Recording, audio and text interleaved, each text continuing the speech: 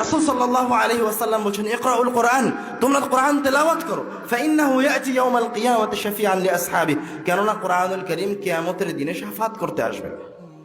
তারপর রাসূল সাল্লাল্লাহু আলাইহি ওয়াসাল্লাম বলেন, ইকরাউজ যাহরাওয়াইন, তোমরা দুইটি শক্তিশালী, উজ্জ্বল, শক্তিশালী এই দুইটি সূরাকে বিশেষভাবে তেলাওয়াত করো।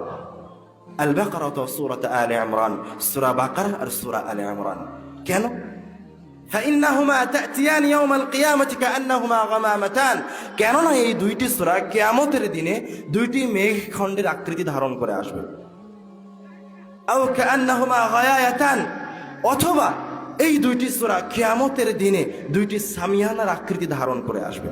আও কাআন্নাহুমা ফিরকান মিন তাইরিন সাওয়াফ, অথবা এই দুইটি সূরা কিয়ামতের দিনে ডানা মেলে উড়তে থাকা দুই ঝাঁক পাখির আকৃতি ধারণ করে আসবে।